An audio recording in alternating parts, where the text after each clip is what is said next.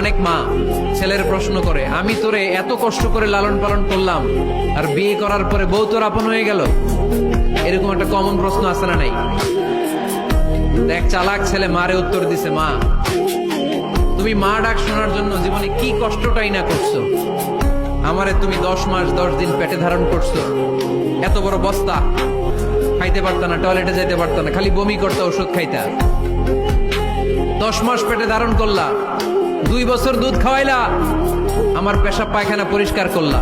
এরপর 2 বছর বয়সে 3 বছর বয়সে আমার মুখে বোল ফুটলো, তখন আমি তোমারে ডাকতে শুরু করলাম, মা মা। এই মা ডাক শোনার জন্য তুমি এত কষ্ট করলা, আর পরের বাড়ির মাইয়া বাড়িতে আইসাই তোমারে ডাকা শুরু করছে মা মা। তো যেই লোক তোমারে মা ডাকে তারে আমি ভালোবাসবো না কেন মা? ঠিক কিনা? আমার মুখের মা ডাক শোনার জন্য তুমি এত কষ্ট করলা, কি কষ্ট। আর পরের বাড়ির চিনি না জানি না এক মেয়ে এসেই তোমার ডাকা শুরু করছে মা মা। তো যে আমার মারে মা ডাকে তার স্থান তো আমার হৃদয়ে, ঠিক কিনা? প্রথমে শাশুড়ি আম্মারা শোনেন, মহিলা প্যান্ডেলের শাশুড়িরা, ছেলের বউয়ের উপর রাগ করেন না। আপনার অনেক অভিজ্ঞতা আছে, বৌমার কোনো অভিজ্ঞতা আছে? নতুন এক্সপেরিয়েন্স নাই।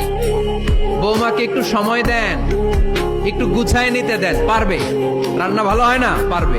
ঘুম থেকে দেরিতে উঠবে আস্তে আস্তে। আপনাদের সাথে মানায় চলতে পারে না, পারবে, সব পারবে। আপনিও একদিন পারতেন না। আপনি যখন প্রথম বৌমা হয়ে গেছিলেন ওই কথাগুলো খেয়াল করেন, আপনার দিনগুলো তখন কেমন কেটেছিল। এজন্য